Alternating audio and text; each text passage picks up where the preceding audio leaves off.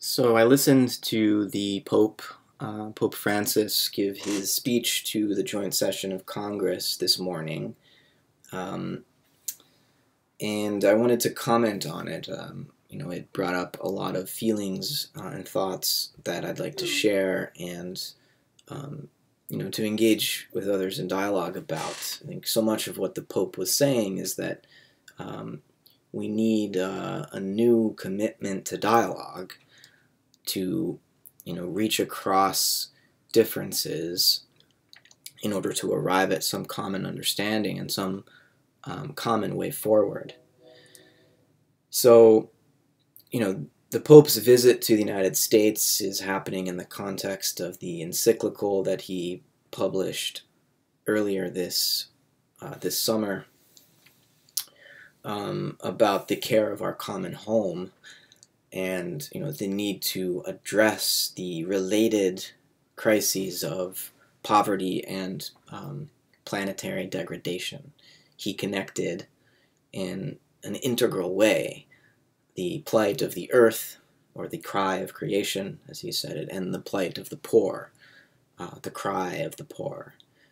And I've been paying attention to the Pope more and more, even though I certainly still think that the Catholic Church has some antiquated beliefs and ideals that perhaps do need to be reconsidered. I also think that, in hearing the Pope articulate the Catholic Christian response to many of the problems that our world is facing today, I'm struck by the stark difference between the system of values that he is upholding and that are motivating him to take action and to speak out. The contrast between those values and modern values, which for all intents and purposes have been reduced to economic, monetary value. Most major decisions in the modern world, whether they are state decisions at the level of government or corporate decisions that are made privately, they're all based on the bottom line, on either how much money there is to spend or how much money there is to make. And what Pope Francis is really reminding me of is the need for, our civilization's need to recenter itself upon a more coherent set of values, and not just coherent. They're obviously modern capitalist economics are riddled with contradictions. Right? This is Marx's famous insight into the nature of our economic system, and that those contradictions eventually force capitalism to overcome itself, to in fact destroy itself. But it's not just that the modern economic system called capitalism is incoherent. It's that it's not really worth it. We hear defenders, apologists for the religion of capitalism say that it has raised more people out of poverty in the last few hundred years than any prior, economic model or set of values for civilization. And, in real numbers, we could say that, yeah, more people are living higher quality lives today than ever before, but more people are also living in poverty than ever before. Half the world's population is living in poverty, at least. I think upwards of 1 billion people are starving every day. There have never been so many starving people in the history of the human species. So, when you look at the real numbers there, it's certainly ambiguous at best. whether or not capitalism has really improved the human condition. And when you start to look at not just quantity but quality of life, it is in no way a foregone conclusion that richer people, especially once you pass a certain level, are happier. If you have food and shelter and good relationships and a sense of participation in a community, then you'll be happy. You don't need more money to be happy. You don't need more things, bigger houses, etc., to be happy, right? So the sort of value system that is the operating system for our civilization at the moment it really only values money. It values profit and growth and things that can be measured quantitatively, like GDP and so on, even though when cancer rates go up, when there are more car accidents, when wars are waging, the GDP is caused to go up. So it's hardly a measure of human well-being, right? So what the Pope is really, I think, calling us to attend to is the need for a new set of values. And I'm not saying that all the values of the Catholic Church are helpful in our present moment, but many of them are. Recentering our sense of what truly, finally matters on not just the dignity of the human person, but on the dignity of all creatures, and valuing the need to care for the creation, for the earth community, and recognizing the connections between the rape of the earth and the subjugation of the poor. I think Francis is welcoming us into a more integral worldview, even if there are these certain holdovers, mostly having to do with sexuality, the repression of sexuality in the Catholic Church, and everything that Francis has said about economics, about ecology and climate change and mass extinction and so on, I really support. It's just when he starts talking about population, when he starts talking about marriage, when he starts talking about homosexuality and sexuality generally, I think, of course, there are major problems here. That's not to say that, I'm someone who would celebrate abortion. I think every abortion is a tragedy, and I do believe that a life is terminated, but I don't think that the government should decide for women or for married partners or couples, what to do with an unexpected pregnancy, right? That is a very difficult decision, full of all sorts of moral complexities that, the ones responsible for that pregnancy should deal with, not the government. Now, of course, there are restrictions here. At some point later in the pregnancy, it's obvious that you're dealing with a living fetus that has its own rights, and I think there should be some limit on when an abortion can be done legally. So, it's a complex issue, and I would agree with all those who value life. I just don't think that it's up to other people to determine, at least for the first trimester, let's say, whether or not that pregnancy should be terminated.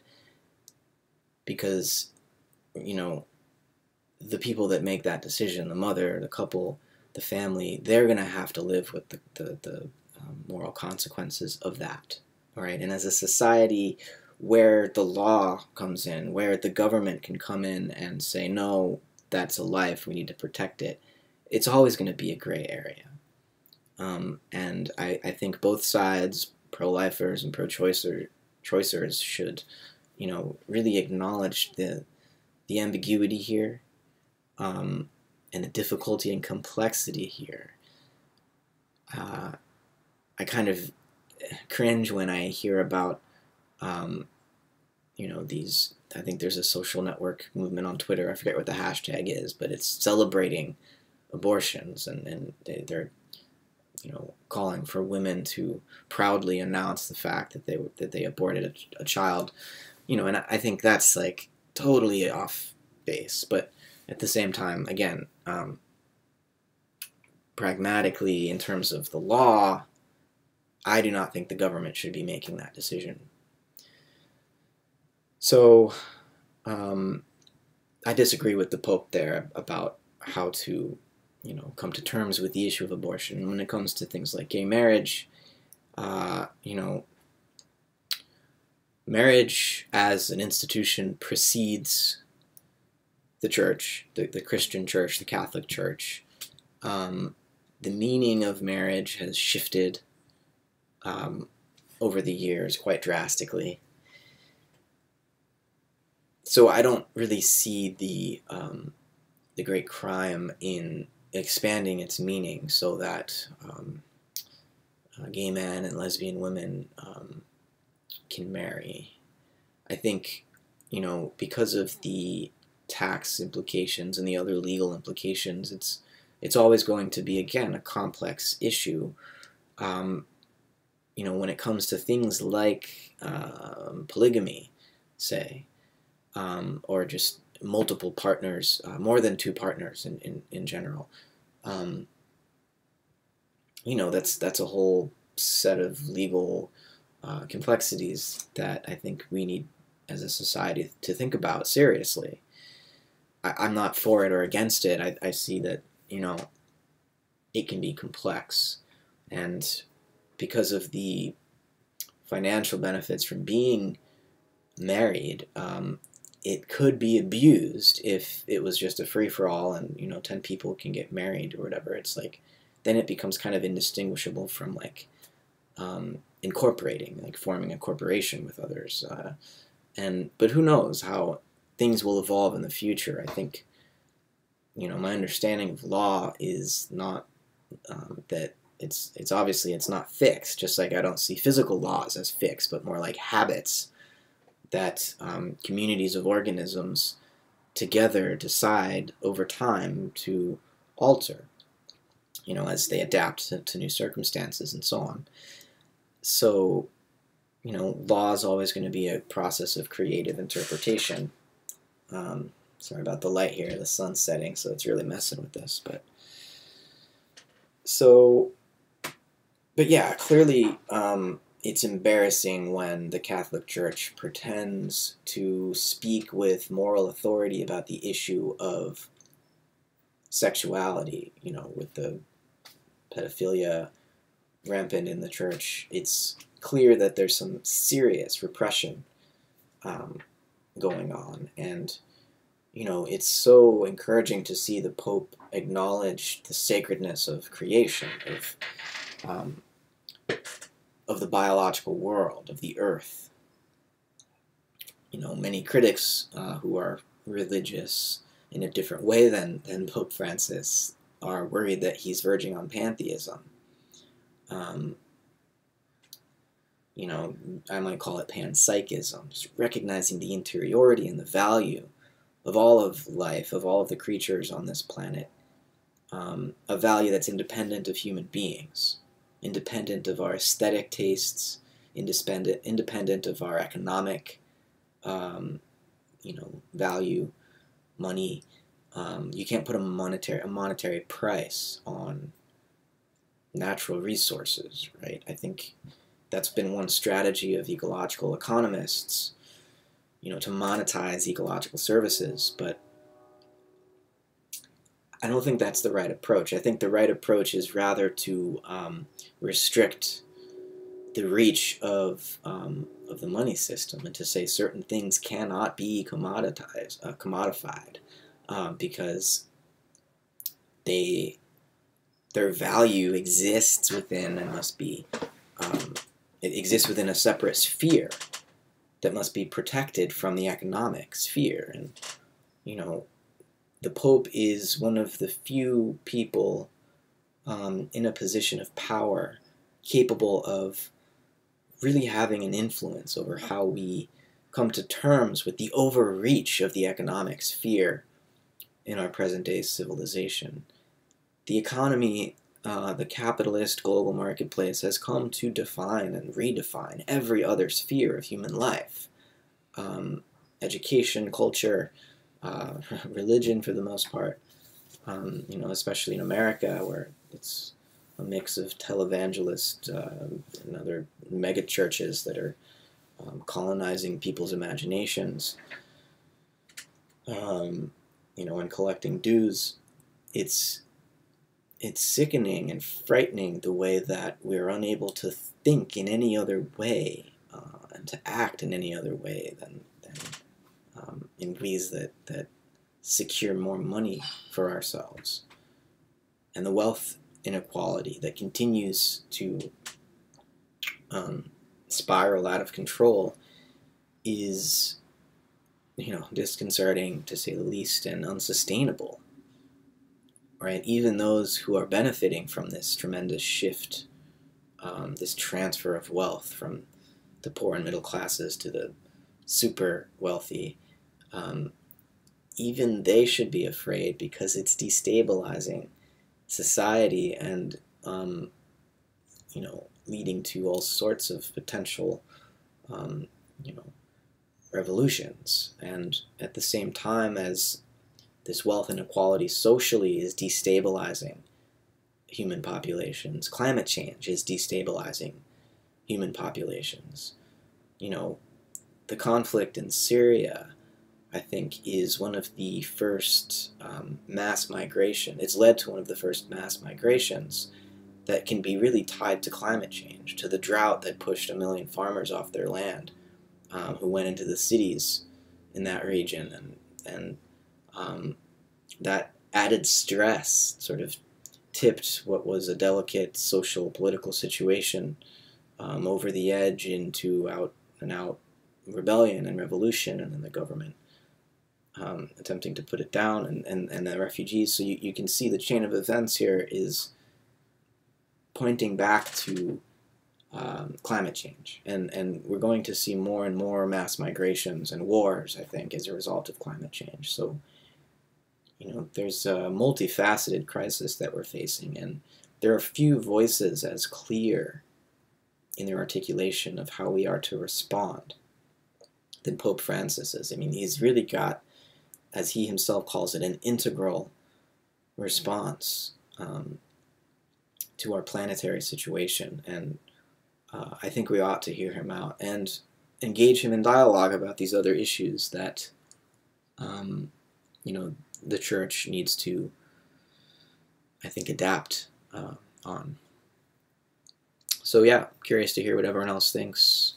Thanks for listening.